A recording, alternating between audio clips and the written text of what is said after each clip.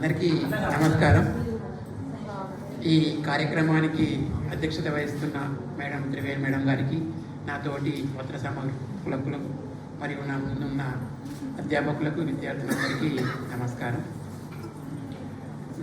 నేను చెప్పబోయే అంశం అద్భుత కావ్యం చంద్రికా పరిణయం. చంద్రికా పరిణయం కావ్యం 16వ శతాబ్దంలో వచ్చింది. ఇది రాసిన వారు జటప్రోలు సంస్థానాధీశులు సురభి మాధవరాయలు.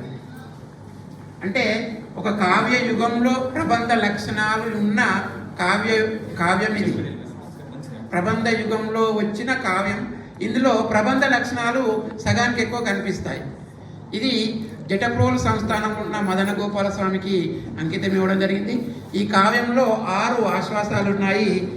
ఇది ఒక అద్భుత కావ్యం. ఎందుకనంటే వసుచరిత్ర రాసిన రామరాజభూషుని కావ్యంతో సరితూగల గొప్ప కావ్యం. అదేవిధంగా ఇందాక సింహాసన స్వాత్రింశక గొప్ప విజ్ఞాన సర్వస్వం అని ఏ విధంగా అన్నామో, ఇందులో కూడా చాలా అంశాలు అందులో కనిపిస్తాయి.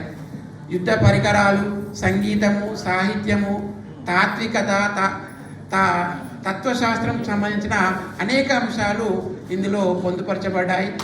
ఇందులో రామాయణంలో ఉన్న ఒక శ్లోకాన్ని ఆధారంగా తీసుకొని ఇది 6 ఆశ్వాసాల ఒక గొప్ప ప్రౌఢ కావ్యంగా కవిగారు మలిచారు. ఒక సుచంద్రుడు అనే నాయకుడు, చిత్రరేఖ అనే అప్సర మానవ రూపం దాల్చి తనను ప్రేమించి వాళ్ళిద్దరి మధ్య జరిగే ఒక ప్రణయ వృత్తాంతాన్ని కావ్యంగా చెప్పడం జరిగింది. ఇక్కడ పరిణయం అంటే సుచంద్రుడు చంద్రికను వివాహం ఆడతాడు. ఇందులో అనేక అంశాలు ఉన్నాయి. భారతదేశంలోని 16 దేశాల రాజులను స్వయంవరానికి పిలవడం, అందులో ఎవరిని కాదని సుచంద్రునే వరించడం ఇందులో మూల కథగా ఉంటుంది. అదేవిధంగా ఇక్కడ పరిణయంలో ఈనాటి తెలుగువారి పెళ్లి విశేషాలన్నీ అందులో వర్ణించబడతాయి.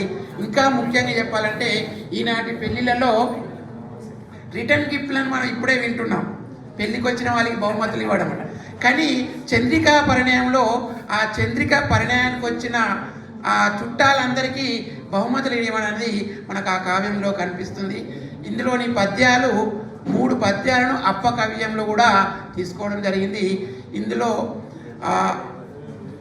సురభి మాధవరాయలు ఒక శ్రీకృష్ణ దేవరాయలాగా, అదేవిధంగా చంద్రికా పరిణయం వసుచరిత్రలాగా, నెక్స్ట్ సింహాసన ద్వాత్రింశలాగా, మనుచరిత్రలోని ప్రవరునిలాగా ఇన్ని కావ్యాల లక్షణాలు కేవలం చంద్రికా పరిణయంలో కనిపిస్తాయని చెప్తూ ఈ చిన్న అవకాశాన్ని ముగిస్తూ అవకాశం ఇచ్చినందుకు